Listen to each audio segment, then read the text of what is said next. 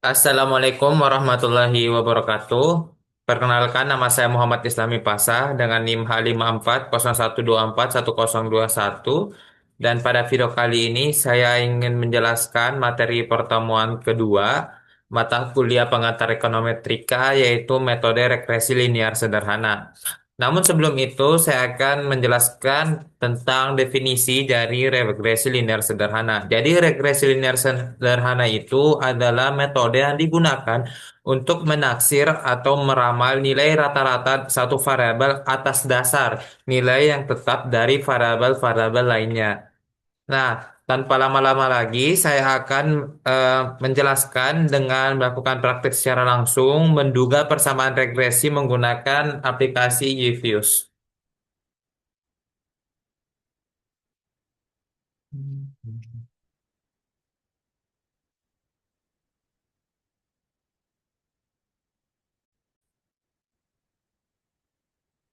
Nah, pada layar sudah saya tampilkan, yaitu tugas ataupun soal yang akan kita selesaikan pada video kali ini. Jadi di sini ada tiga. Yang pertama itu ditampilkan terkait dengan rentang waktu frekuensi mingguan dari data-data yang ada. Selanjutnya, variabel X yang di sini diisi oleh demand dengan satuan unit. Selanjutnya, variabel Y yaitu harga dengan satuan ribuan dolar.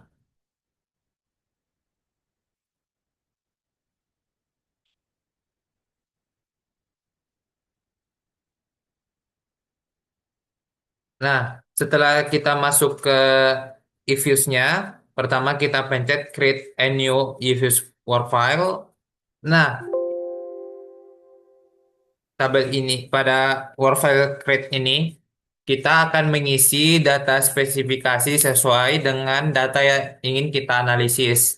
Jadi di sini kita pilih untuk frekuensinya tadi karena kita ketahui itu telah dijelaskan menggunakan frekuensi mingguan, maka kita pilih opsi weekly. Nah, selanjutnya untuk start date dan end date-nya sendiri karena frekuensinya mingguan, maka kita pilih di 1 tahun aja. Mungkin di sini saya akan menggunakan tahun sekarang itu tahun 2025. Selanjutnya, setelah data spesifikasinya sudah diisi, maka kita pencet OK. Nah, setelah muncul tampilan seperti ini, maka kita coba klik di quick. Habis itu kita pilih opsi empty group edit series. Nah, setelah muncul petak-petak seperti ini, maka kita kembali lagi ke soal tadi di file soal kita, di mana kita harus meng-copy paste dari variabel X dan nilai dari variabelnya. Jadi kita copy paste dulu.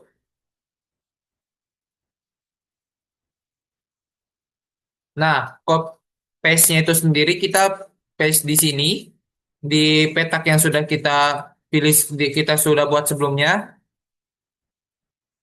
Nah, setelah selesai dan semua file telah terlampir secara keseluruhan untuk nilai X dan Y-nya, maka kita ubah untuk ser 01 dan ser 02 yang ada di sini.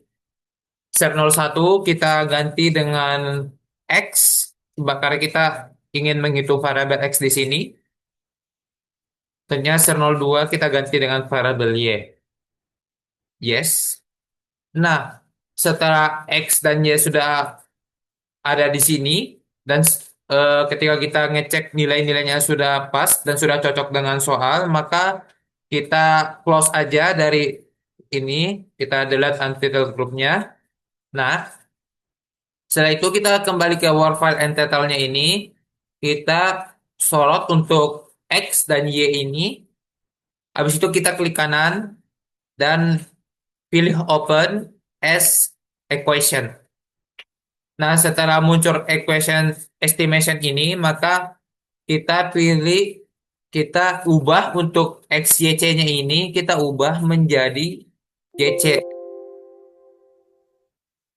Nah, setelah YCX-nya udah kita tampilkan di sini, kita cek di metode, karena metode yang kita gunakan pada pertemuan kali ini yaitu metode least square, maka kita pilih di sini adalah metode LS, least square, NLS, and ARMA. Nah, kita setelah pas semua, kita pencet OK.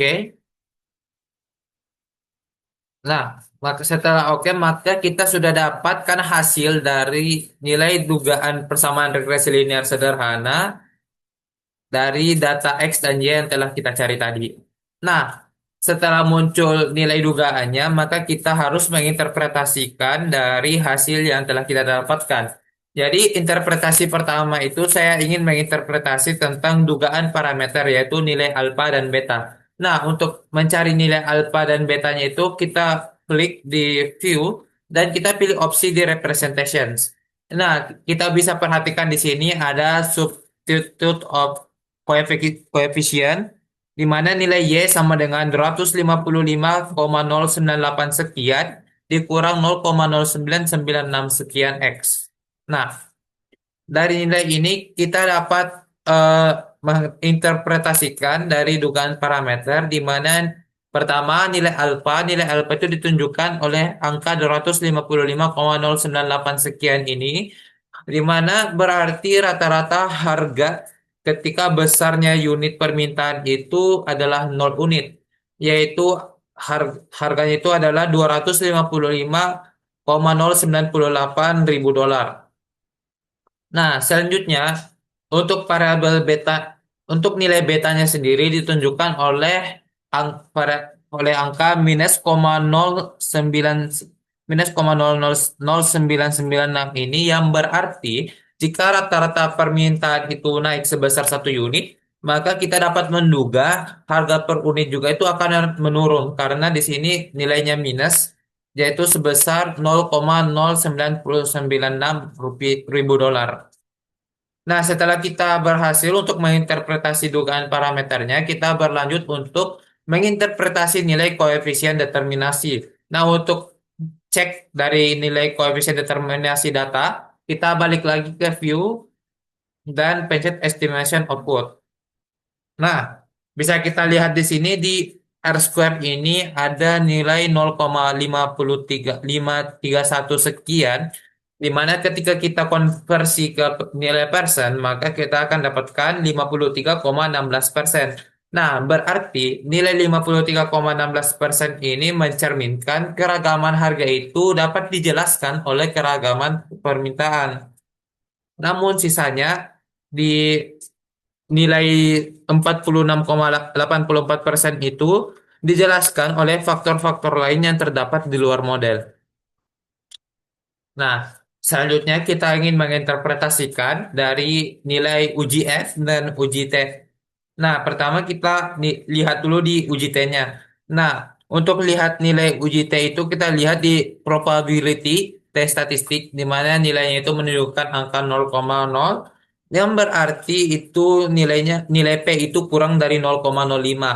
Maka kita dapat simpulkan bahwa H0 itu ditolak atau hipotesis awal itu ditolak di mana berarti variabel permintaan itu berpengaruh signifikan terhadap variabel harga. Selanjutnya kita interpretasi di nilai F-nya, uji F, di mana uji F itu kita dapat lihat di prof F statistik ini, di mana terdapat angka 0,00005, yang, yang berarti nilai P-nya itu juga kurang dari 0,05, maka dapat disimpulkan bahwasannya H0 itu ditolak atau hipotesis awal itu ditolak. Di mana dapat ditafsirkan bahwasannya variabel permintaan dan apabila ada dua variabel lainnya itu secara bersama-sama dapat mempengaruhi variabel harga secara signifikan. Nah, eh, setelah uji F dan uji T selesai, maka kita telah berhasil untuk menduga nilai parameter persamaan regresi menggunakan aplikasi Fuse. Mungkin cukup sekian pada video pertemuan kali ini. Kurang dan lebihnya mohon maaf. Wassalamualaikum warahmatullahi wabarakatuh.